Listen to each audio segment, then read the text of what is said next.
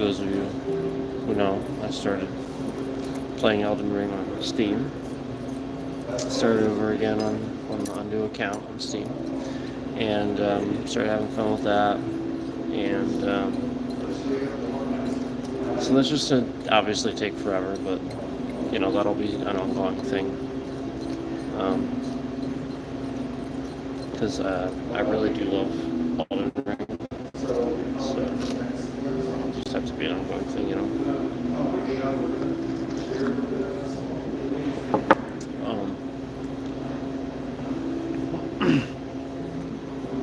So there's like a lot of roguelikes that I'm trying to like focus on and get done because I really like them. So we're getting really close to capping the Celestine Survivor achievements.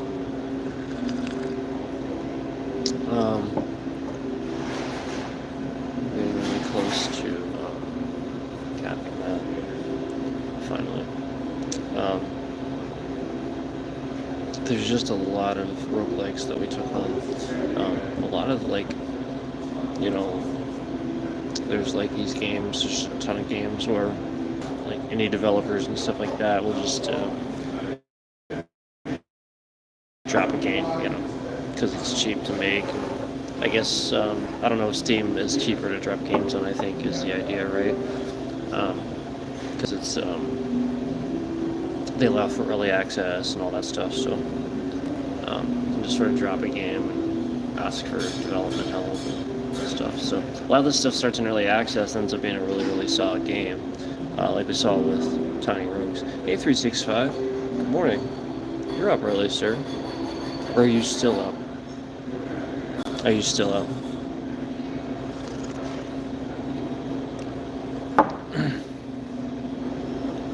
I have to work today. It's gonna be busy.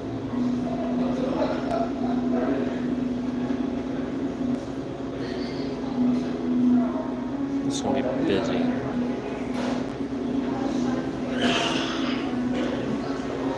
That's what I'm there for. You go to bed at 8 p.m. Okay, so that's cool. So you just got up. Well, good morning, sir.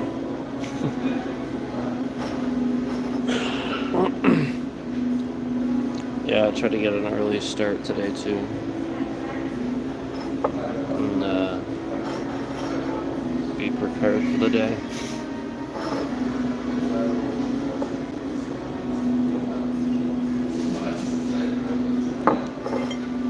Thanks. I hope you do too. Taking it minute by minute.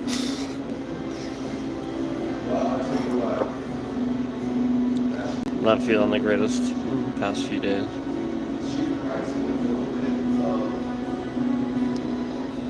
Actually, it was pretty close to a call-off yesterday, but I didn't want to leave them short-handed on Black Friday. I was not feeling well at all yesterday. I was not good yesterday. And I'm slowly better today, I think. A little bit. Yesterday, though, it's bad. In slow motion yesterday.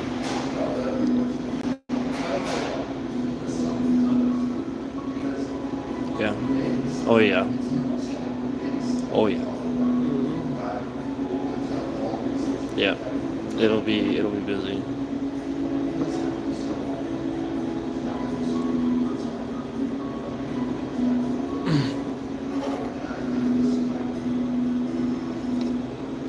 Oh, you're flying back home today? I'm gonna grab some coffee. All the game stores. Nice. Yeah, you should.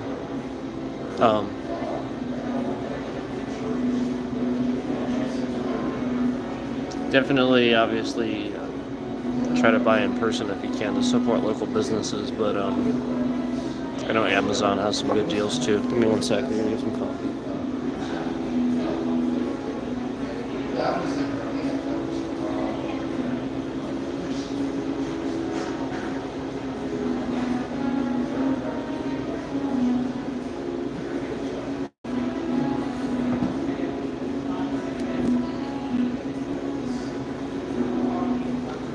Yeah, I can just get up and refill it.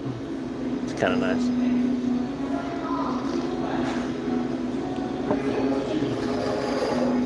Where do I work? Yeah, I'm not gonna say on here. Sorry. You want to play Stray? Yeah, Stray. Stray was awesome. Stray was really fun. I played it.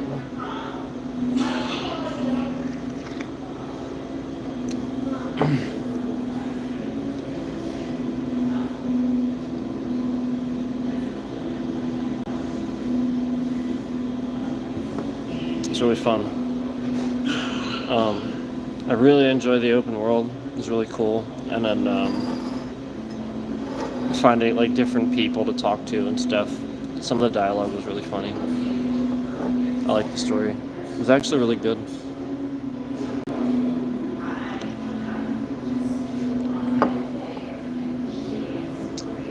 Did I okay that?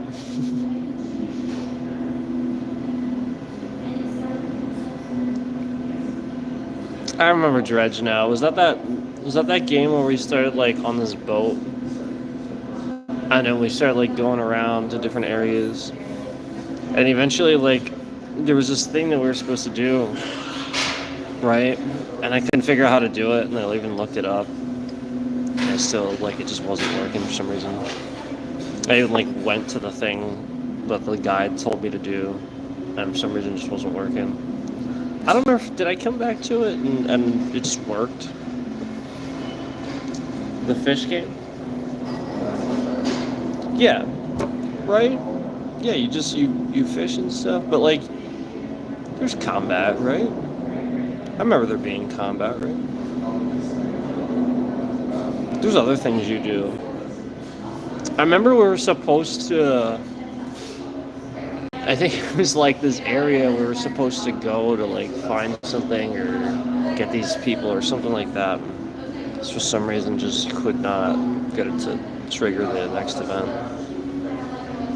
But that was a while back. That was a while back. Yeah, I'm not sure either. I don't remember. It was a while back. It was cool. It was cool. I mean, if some other people like it, great. I mean, I thought it was a cute little cozy game. I mean, nothing bad. I just, I mean, just because of that, it's not. I just can't speak for the entire game. That's all. I'm not gonna sit here and grade a game that I can't even finish. But like at the same time, I can't finish it. So clearly, that's a little bit of an issue. I mean, like.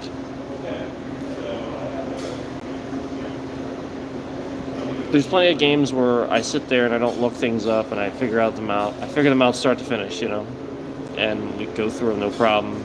Figure them out really quick.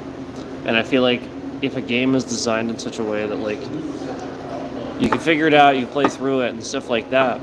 Hey, that's a good game because I don't have to like look a bunch of stuff up. I don't have to question whether I'm doing the right thing. I don't have to be like, is this the direction we're going? It just feels like a nice game start to finish. There's a flow to it, What's the I want to go back to there's a roguelike we were playing recently called Karate Survivor. It was so funny. It was so funny. I loved it. Like every time we got like something like a new move unlocked, it just reminded me like Double Dragon or something like that. It was amazing. I want to go back to that. It was so much like Double Dragon, so funny. Karate Survivor. It was on Steam. It was awesome. We were playing that. And then, Keeper's Toll is really good. Keeper's Toll is surprisingly good. Like, I'd put that up there with Halls of Torment. I would. Now, Halls of Torment's really unique in the sense that it has a gear system. So that is actually pretty cool for a roguelike to have a gear system like that. But Keeper's Toll, I'd still put it up there with it because it's really, really good. And, similar play style with the levels.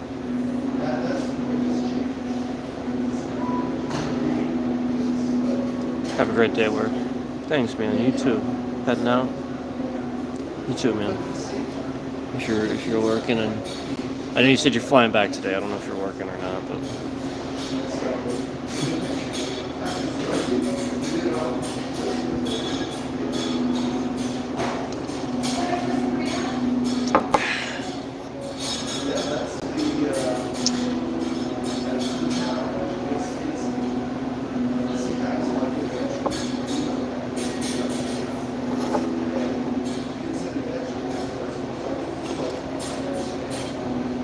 think I'm gonna drink another cup of coffee. I think I'm gonna have 3 today. I think I'm gonna have 3 today. My only thing is I wish they would get like a sugar dispenser, so just like instead of like 8,000 individual packets. That's the only thing. Because that's like so wasteful. I mean, you can get both. Yeah, I mean, like maybe some people want the packets because they don't know how much they want. So like you can get both. You just get a sugar dispenser and put it up there. Just one. Yeah, you're gonna put like one on each table. You just put one up there, you know. We'll use it up there. I'm sure people will snag it once in a while. It is what it is. Maybe put 2 or 3, you know. But the point is, for the people that want, you know, just a ton of sugar. Because it's not just me that does that. Like, that's a good 20 to 30% of the people that order coffee, I think. I think it is. And it depends on the area you're from and stuff like that. Like, I know that when I worked a regular morning drive-through job, it was very, very common to see more Spanish people order just loads of sugar. I don't know why. I have no idea why. I just know that was very common. And it's just something I noticed. So like there's something where they come from, they drink their coffee that way or something like that. You know, so that's the point, is like you don't know where you live and stuff, who's gonna like what. So I know a lot of people around here probably don't.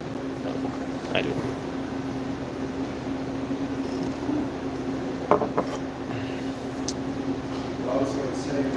Get a bit of sweetness to it. And I don't want to load it up with like syrups and stuff like that. But let's talk games.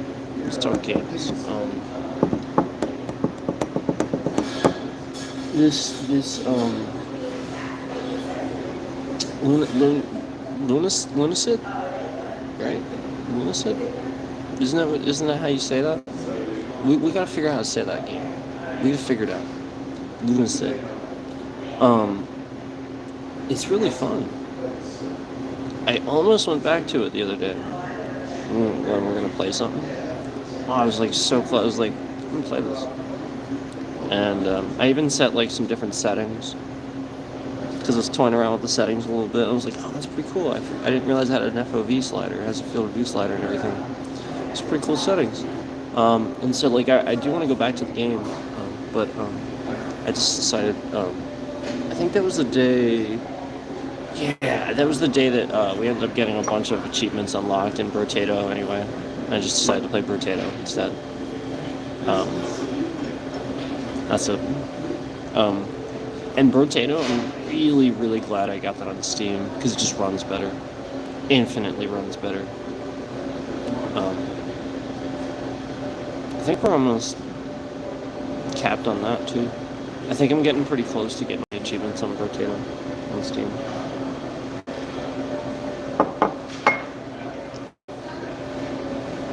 It's a really good game.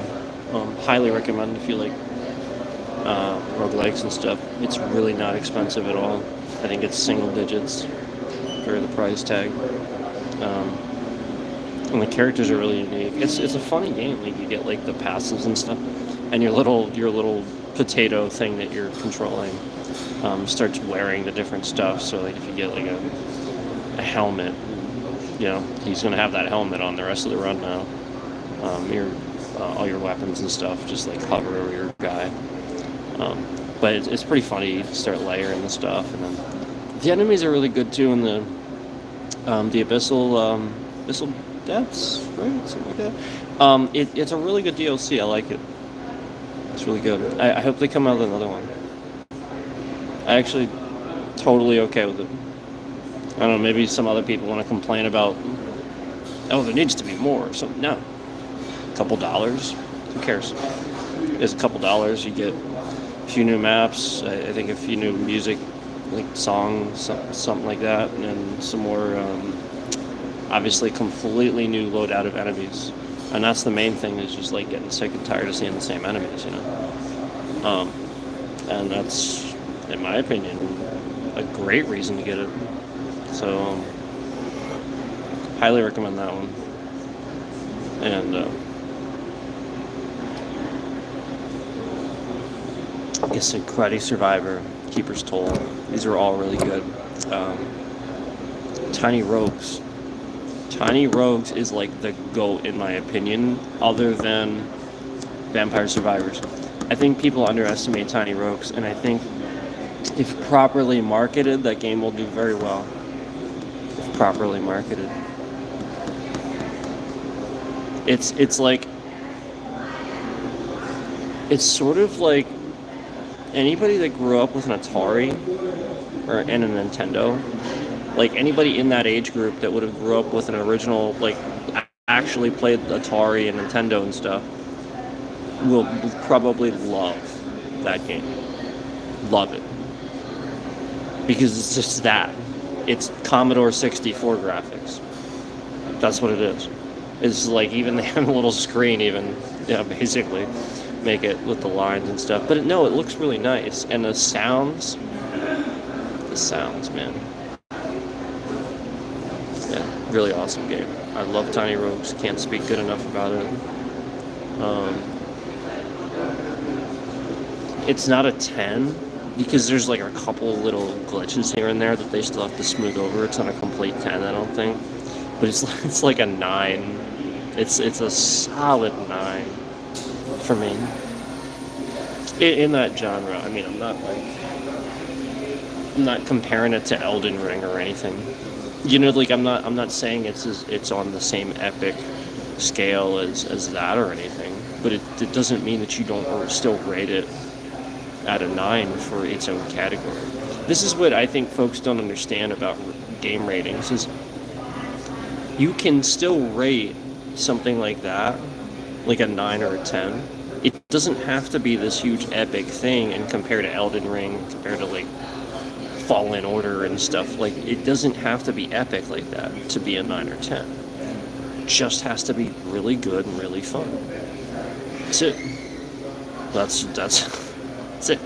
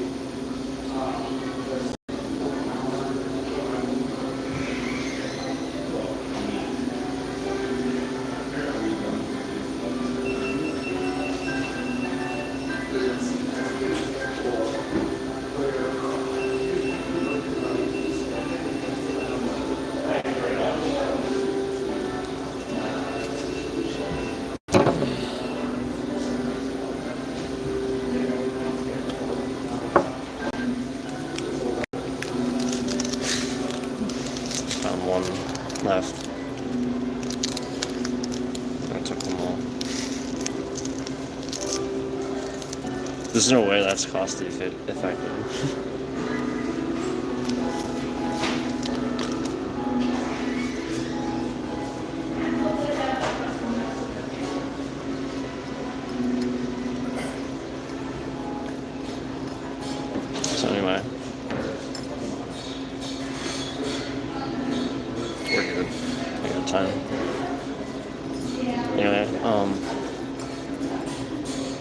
So as far as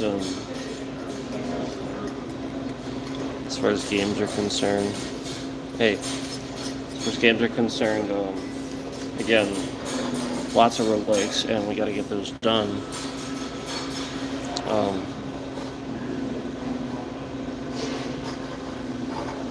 And so we are focused on lately Soulstone Survivors. I got a bunch. Oh, we got the pirate guy. What's his name? The new character. So yeah, you have to go. You have to go to that tower. You know, like the new mode. You have to go through that and finish that last one. You have to do a run on that, I think, is how we got. And then that gets him unlocked. And now we still have to keep getting his weapons unlocked, but he's super cool. I really like him. He's probably one of my favorite characters already. And they just added him, just threw him in there. In an update recently. Really cool. His special ability, he you know, once you get it unlocked on like the skill grid, his special ability is a ghost ship. It's really cool. So you go around and like collect the orbs and stuff, and you go to the wheel, the ship wheel, and it summons the ship for X amount of time. Just like, you know, like a lot of the other skills work in that game for the other characters, but man, it's a really cool one. I like the Death Knight's a really cool character too, because it takes the concept of you know, that dash that you have in the game. So instead of having a dash with him, he's just on horseback the entire time.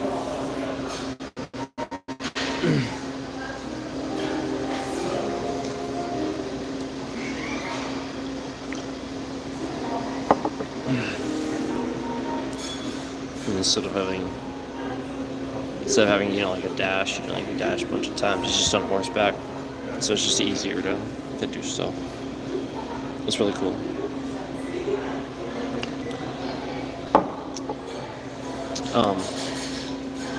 I like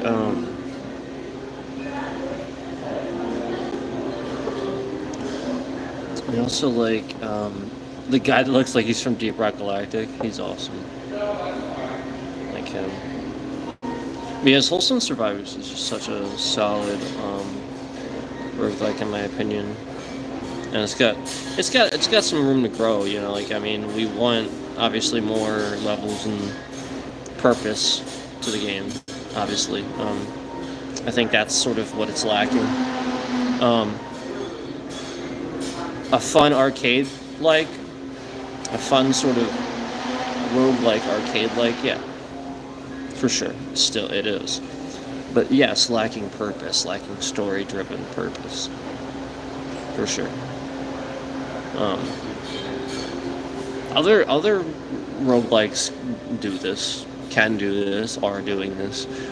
So that's what I would challenge Soulstone Survivors to essentially do, and I think that's what people want. That they're kind of looking at it, you know.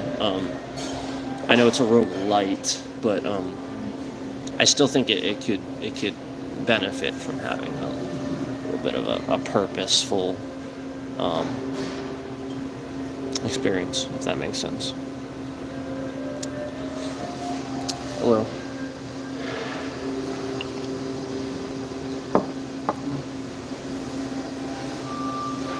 So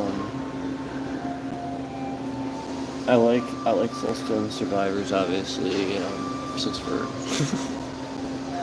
played it so much, and we've already gotten most of the achievements. I think I think it's like over 300, right? 300 something for that one. I think something like that.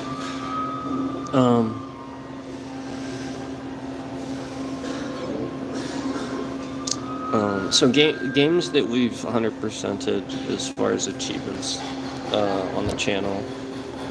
A couple of examples of that are Vampire Survivors and Hogwarts Legacy. Both of those are games that we 100% all the achievements on Steam, and we typically did it on the channel too. Typically, for those definitely.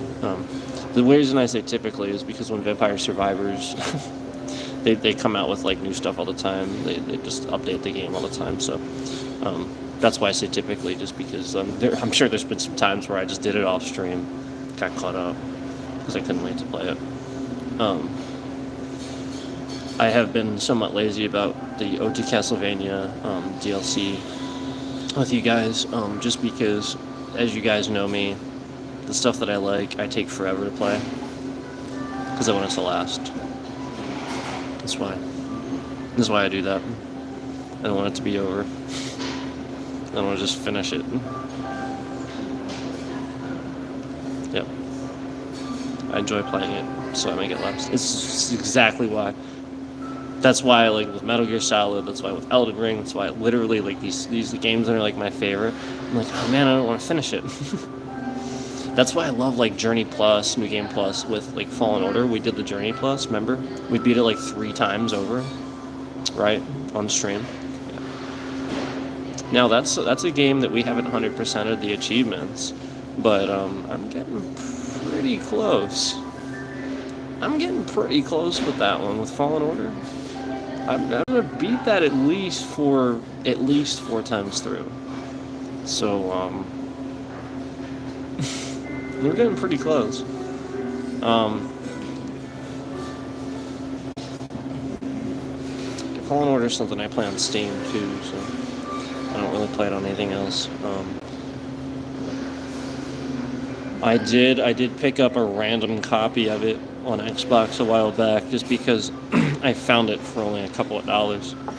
So I just picked it up because it was a couple dollars. But that's it. It's not like I sit there and I play it on Xbox. The funny thing is, like, my huge disappointment, like I was just so disappointed in Jedi Survivor, just that being a really terrible game, that I don't know, it's hard to play Fallen Order anymore, because, like, I love Cal Kestis and I love the story and I love where they were going with Survivor, like, as far as story is concerned, and I love all the cameos. Like, it would have been awesome. That's just the actual game and gameplay itself, terrible. Just really was bad. So,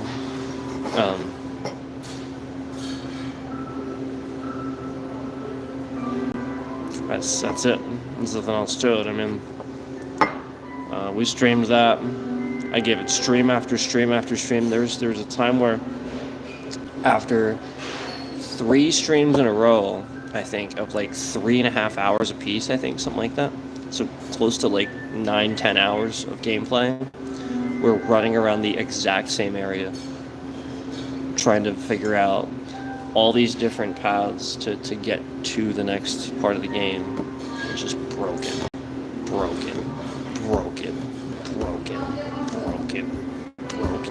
Can't go here, can't go here, can't go here, can't go here, can't go here. And then we do the puzzle. We'd actually, like, do the puzzle and, like, figure it out. And then we still could. They'd be like, nope, you can't. There'd be yet another thing that we couldn't. I was like, what the f-? So, yeah, it was just bad. And I spent, how much did I spend on that game? Wasn't that game like $90 or something like that? For, like, the deluxe and all that? Wasn't that game like $90? And then like, basically the game ran great for the first, like, 2 to 4 hours, right? So that basically you would play it and your experience all the way up to that point was fantastic.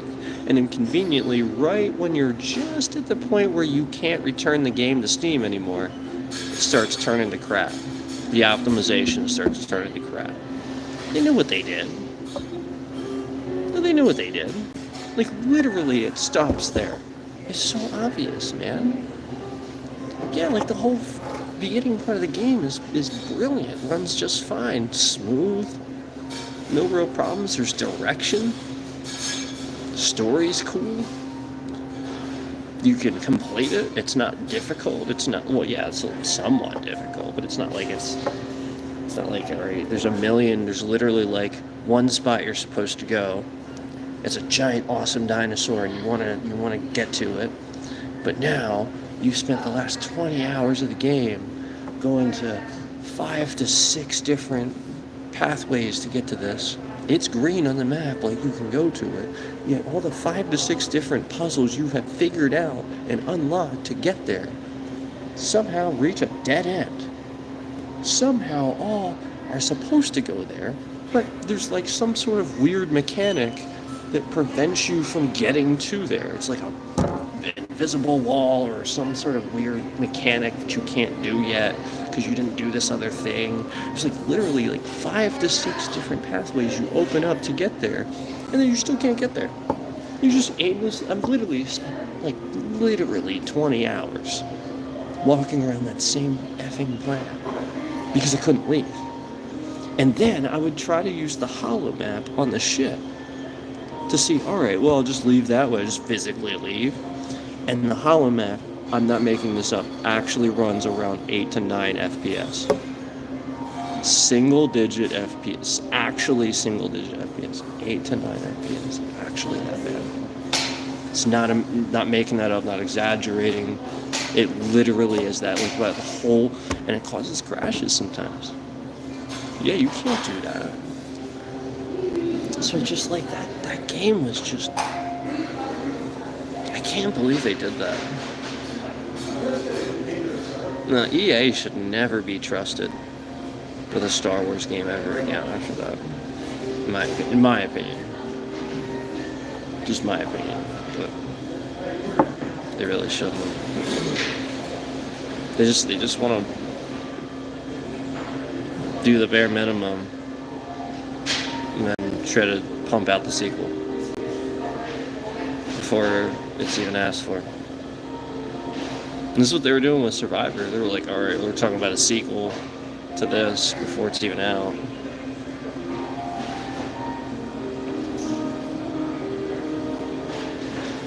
See, that in my opinion is where they went wrong. That was where they started losing sight of the game and why it existed. Because, like, I'm sure it's a great game at a certain point, but, like, clearly they didn't smooth those things out. You know, like, that planet is a complete disaster. Cluster F. Just complete disaster.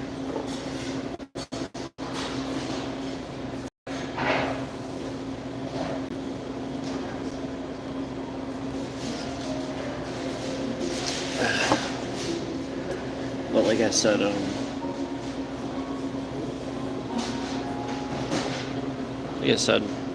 I loved Fallen Order, and that's why that's upsetting, just because of how much I really loved that game and wanted the sequel to be something I could play for a long time.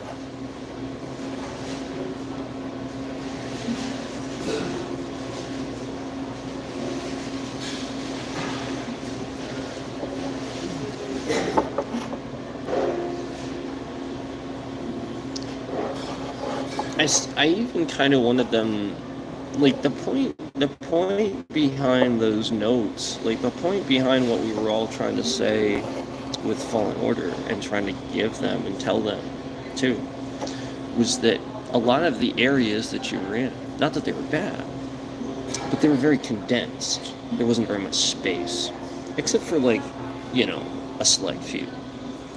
And so, like, that was the point, was like, alright, we wanted big open areas and stuff like that, and they did that. They definitely did that. But they didn't do it right. You know, like, it's as simple as understanding, do the same thing. Don't convolute it. Do the same thing, but make the areas bigger. Don't put more puzzles. Don't stop my gameplay. Let me ask you something. Why do you think people play Fallen Order? Like they missed this point. Why do they think people played Fallen Order? Do you think that people played that game because it was hard? Is that why you think people played Fallen Order? Because it was hard? No. No. Nope. Not even close. Maybe some of those guys that normally play Souls games started playing it because they heard that it was Souls-like and harder. Okay, so that drew some people to it. It's not why people played it.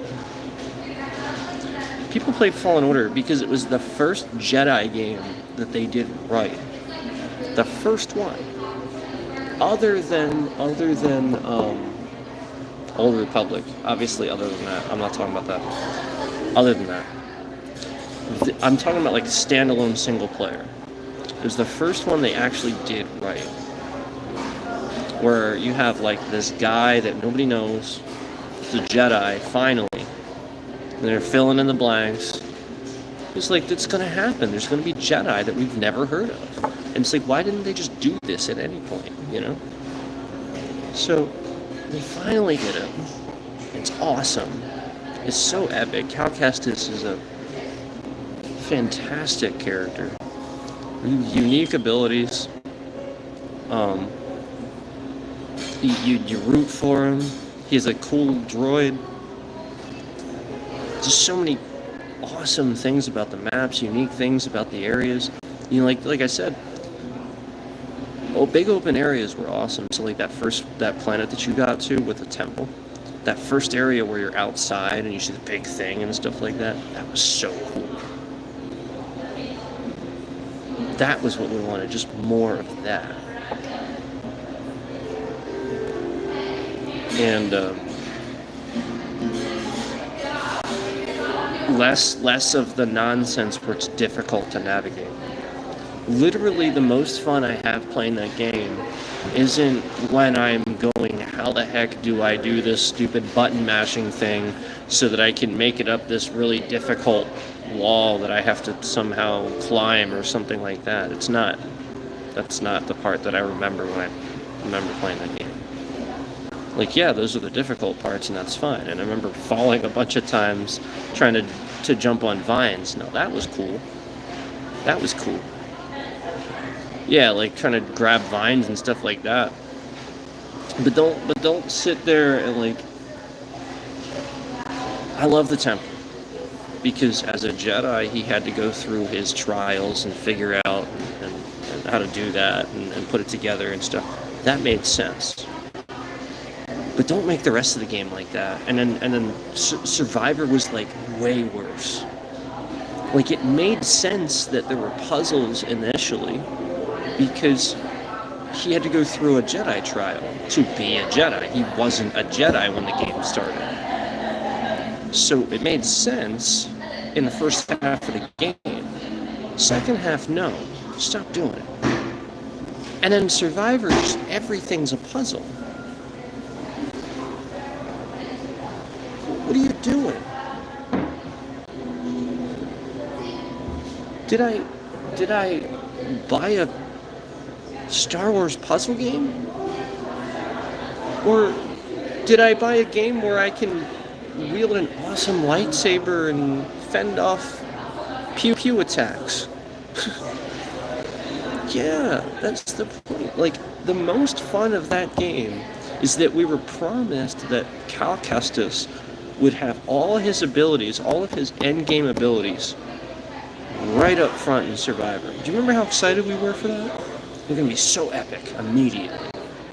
So why would you take a step back from that and be like, let's make this shit. Let's make this Mario.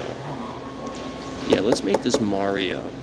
Let's make you jump on platforms and just everything that you do on this map. There's a puzzle. Yeah, it's not just simply gliders.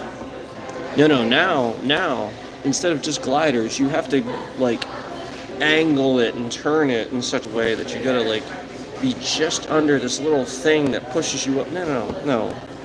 Just put the gliders. You should just put the gliders. And then the little stupid laser puzzle too. No. Why do you have a laser puzzle? Where there's this dumb ball locked in this thing and another square thing, yada yada. No. Why is there a laser puzzle? Have some sort of like story where like he just has to like use his lightsaber to like cut the wall open and the whole thing falls down and knocks the laser into place and like the laser lines up automatically. Like just do that. Like don't sit here and make the player stop playing the game and then be frustrated for like 10 to 20 hours just because you can't figure out how to proceed with the game, and then he literally does like 5 or 6 other things that take all those 20 hours to do just to find out, nope, that wasn't it. It's literally just a bad game. It's just a bad game. Completely disorganized. Huge jumble cluster F. They didn't test it. It's that simple. They tried to show all these people testing it, yada, yada, yada. They were showing the people testing it for X amount of time in this area. They had the things unlocked already. They probably gave them everything. It's not testing a game. Like you don't like that's the point. You don't know the pretenses of that. And this is where we are with gaming and testing, and it's become this different thing, and that's what you need to remember. That these small, simple indie companies that are just producing game after game that you can just enjoy start to finish, they're just really fun. They're doing it right. They get the point. Like I said, Fallen Order was almost really good, but the map was a pain in the ass. And they didn't change it at all in the Survivor. It just made it a little bit easier to see. It's the same type of map. And the levels were too condensed. That was the main issues with Fallen Order. I didn't even feel like the puzzles were too like difficult or anything. They were just plentiful. And then in Survivor it was way worse. I just think that's so stupid to hold a game back and hold the main character back from playing the rest of the game and having an experience with a game where like the fun is hacking and slashing with your lightsaber and stuff like that, just because you want to put a clever little puzzle in there that has to do with nothing. There's nothing to do with the story. There's literally nothing to do with the story.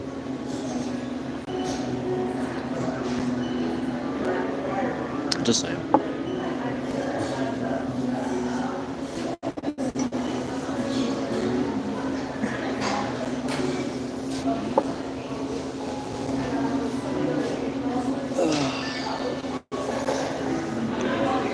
But I like Fallen Order. Otherwise, I wouldn't have beat it 3 times on stream. Literally 3 times on stream. You know what I mean? So, I mean, clearly I like it. But you know, we're having a good time. We're playing some good stuff lately. Some really good games coming out, and still some stuff I want to eventually try too on my wish list. But we're gonna get there. We gotta finish some stuff first. Now, I'm not gonna get too involved with new stuff. We gotta finish some stuff first. And we're getting there. Yeah, some of the stuff we're getting there. It's just with, like I said, with the OG Castlevania, I don't want to sit there and finish it all in one sitting, and I that's the point. I enjoy it, so like I want to like enjoy it, you know. So there's so many times where we played Vampire Survivors on the stream, you know. There's plenty of streams of that. So just been trying to play some other stuff. Stream some of that other stuff. But you know, I mean, like we gotta get it done. So I like to be able to talk about, you know, like my experience with that and stuff like that, because sometimes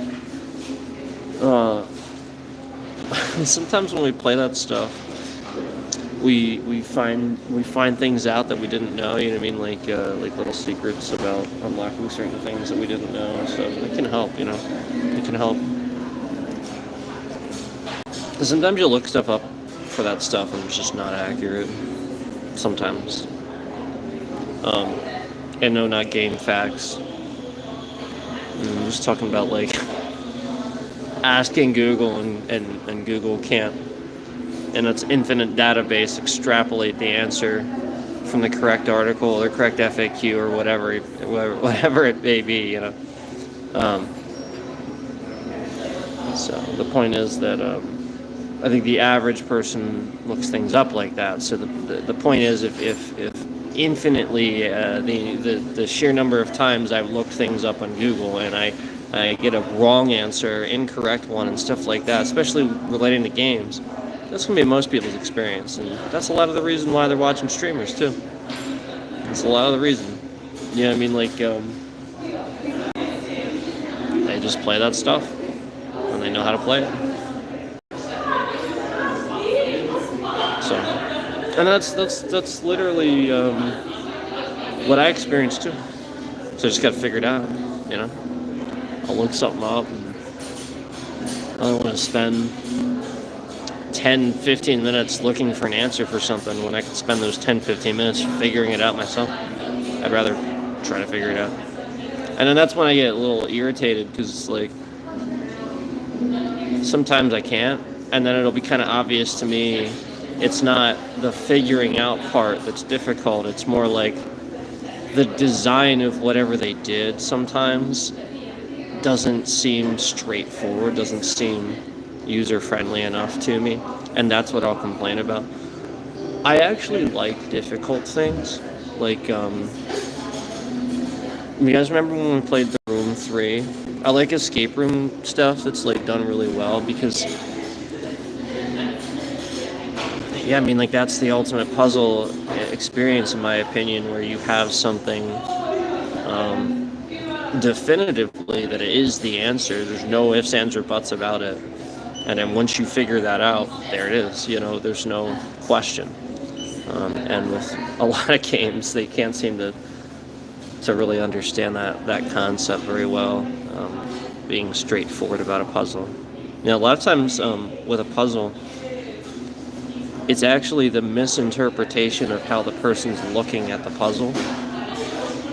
It has nothing to do with it being difficult to figure out. It's that there's zero explanation, and now they're playing this game and they're just looking at it and they don't really, they're like, wait a minute, what am I even supposed to do? So that's why, like, with me, I'll just start moving stuff around or doing stuff like immediately.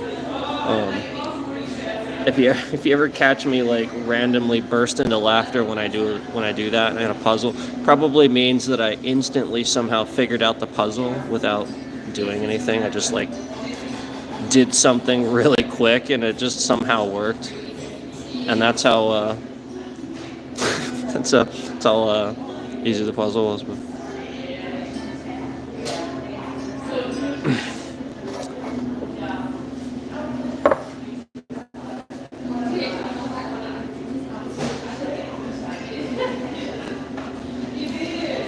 I'm not even gonna respond to that. Anyway, respond to that.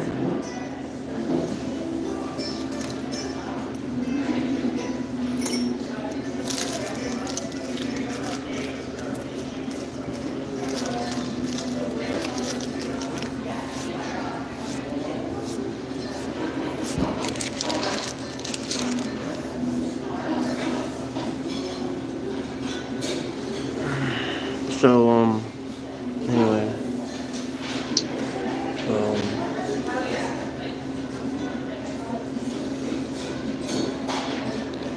finish up a couple of these roguelikes soon. And get Soulstone Survivors 100%. Bunch of this stuff.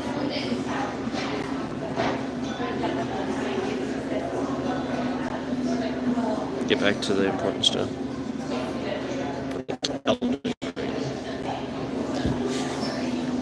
Anyway, I better go.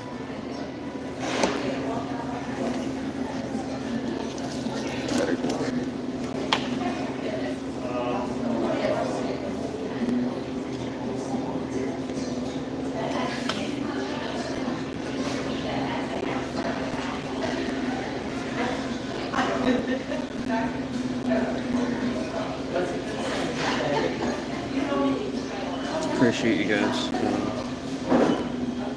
hanging out.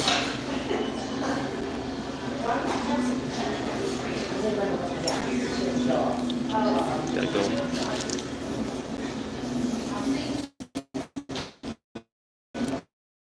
Talk to you guys.